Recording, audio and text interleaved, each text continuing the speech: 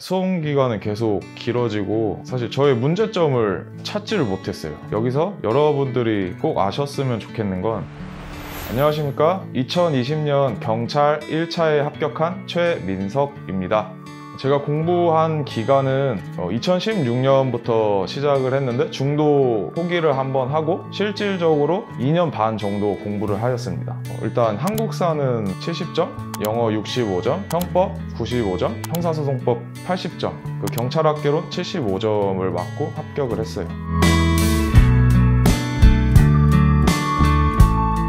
영어 노베이스여서 이제 강의를 안 듣고 혼자 독학을 했어요. 그 수능 기출 문제집이랑 기초 중학 3800지 영문법 책, 그런 책들을 받고 2시간에서 3시간 꾸준히 공부를 했어요, 영어는. 제가 돌아간다고 해도 인터넷 강의로 시작하진 않을 것 같아요. 영어 같은 경우에는 학생들이 기본이 있다는 전제하에 가르치고, 독해 문제 같은 경우에는 선생님이 아는 거지 학생 스스로가 아는 게 아니거든요. 제가 추천하는 부분은 상큼 유자쌤이 쓰신 커리큘럼을 한번 정독하고 그 길로 따라가면 가장 빨리 합격할 수 있다고 생각해요. 글이 되게 많으셨는데 저는 영어 부분만 봤어요. 보면 시행착오가 적고 기초부터 가장 핵심적인 것들만 모아 놓으셨기 때문에 그 길로 따라가면 최단 기간으로 합격할 것 같아요.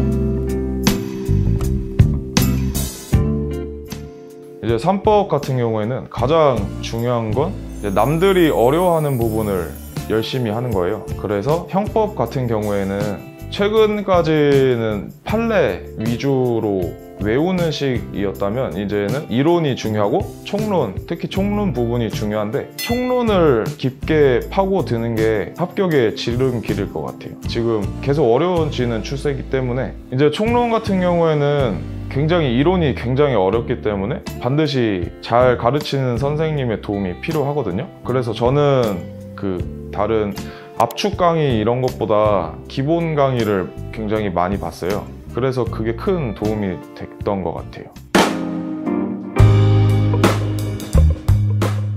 저는 이제 수험을 준비할 때 가장 중요한 것은 내가 공부를 잘하는 게 아니라 경쟁자들보다 앞서 나가야 된다, 그 생각으로 했거든요. 그래서 모든 학원의 모의고사를 온라인으로 다 봤어요. 항상 내 퍼센테이지를 확인을 했고, 그리고 이제 경쟁률이 아무래도 20대 1? 보통 그렇게 나오니까 이게 따지면 5%잖아요. 그래서 모든 모의고사에서 10% 이내만 들면 내가 합격하겠다, 그 생각을 가졌고. 실제로 10% 안에 드셨나요? 벗어난 적도 있었는데 보통 10% 근처였어요. 제가 집에서 독학을 해봤는데 그거는 망하는 지름길인 것 같아요.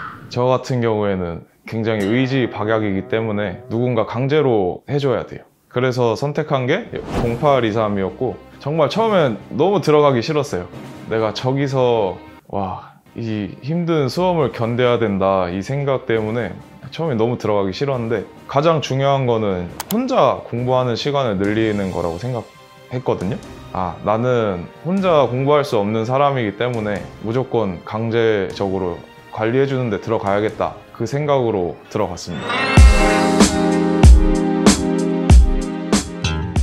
시립도서관은 돈이 일단 안 드는 대신에 제가 언제든 자유롭게 나갈 수 있어서 공부를 필요한 만큼 못했던 기억이 있습니다. 이제 그 다음에는 독서실로 갔는데 거기는 집중은 잘 되는데 어두컴컴하고 사람이, 경쟁자가 안 보이니까 공부가 잘 안 되지 않았나. 독서실은 자기 좋은 환경입니다. 공부가 너무 안 돼서 계속 방황을 많이 했어요. 집에서도 하고 도서관에서도 하고 독서실에서도 하고. 그러다가 수험 기간은 계속 길어지고 사실 저의 문제점을 찾지를 못했어요. 왜 떨어지나 생각을 해봤는데, 이제 수험이란 거는 모든 사람이 열심히 하는데 절대적인 공부량을 채워야지만 무조건 합격이 된다고 봐요. 제가 그걸 몰랐고 그래서 선택한 것이 0823 클래스였습니다. 상담, 언제든 상담을 할 수가 있어요. 제가 힘들 때나 수험적으로 모르는 부분이 있을 때 선생님들께 여쭤보면 항상 친절하게 답변해 주시고, 특히나 수험생은 굉장히 외롭기 때문에 말을 터놓을 곳이 필요해요. 힘든 일이 있으면 선생님께 얘기하면 항상 응원해 주시고 진지하게 고민 들어주셨기 때문에 그 부분이 가장 도움이 되었습니다. 저는 수험을 한번 포기했다가 돌아왔고 나이도 많이 먹었기 때문에 너무 간절했어요. 간절해서 풀집중해서 공부를 끝까지 잘 마칠 수 있었습니다.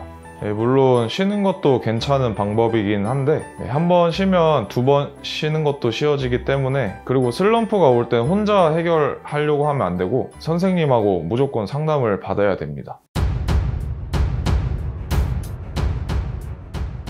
0823에 다니면서 처음에는 크로스핏을 3달 정도 했어요. 이제 그 후에는 크로스핏을 중단하고 5개월 정도 체력학원 준비를 했어요. 여기서 여러분들이 꼭 아셨으면 좋겠는 건 100m 달리기 같은 경우에는 아무리 해도 좋아지진 않더라고요. 그리고 준비하시는 분들을 보면 막바지에 100m 달리기에 신경을 많이 쓰시는데, 그렇게 막바지에 100m 달리기 준비를 하다 보면 부상으로 이어지는 경우가 많습니다. 그래서 100m 달리기보다는 실내 종목들, 그 윗몸 일으키기, 팔굽혀펴기, 악력에 집중해서 다치지 않고 시험을 볼 수 있는 게 가장 중요한 것 같아요. 제가 가장 면접에서 기억에 남는 질문이 갑질에 관한 내용이었습니다. 면접 질문이 뭐였냐면 상사의 자녀 등하교 부탁이 갑질인가 아닌가 였습니다. 놀랍게도 같이 면접장 들어간 분들 중에 대다수는 갑질이 아니라고 했었어요. 저는 갑질이라고 답변을 드렸습니다. 왜냐하면 한두 번 정도는 들어줄 수 있는 사소한 부탁이지만 그러한 부탁이 반복이 되면 갑질로 이어질 수 있다고 생각했기 때문입니다. 그 결과 갑질이 아니라고 하신 분들과는 다르게 저는 좋은 결과를 얻을 수 있었습니다. 제 생각에는 자기 소신대로 정확하게 표현할 수 있느냐가 가장 중요한 것 같습니다. 혹여나 면접을 보실 분들이시라면 잘 보이기 위해서 거짓말을 하거나 자기 생각과는 반대로 얘기하는 건 안 좋다고 생각합니다. 저는 고등학교 자퇴를 했고 검정고시를 받고 심지어 대학도 안 나왔습니다. 그런데 꾸준히 하니까 합격했습니다. 저보다 공부를 잘하시는 분들이 대부분이실 텐데 절대 포기하지 마시고 꾸준히 하신다면 꼭 좋은 결과 있을 겁니다.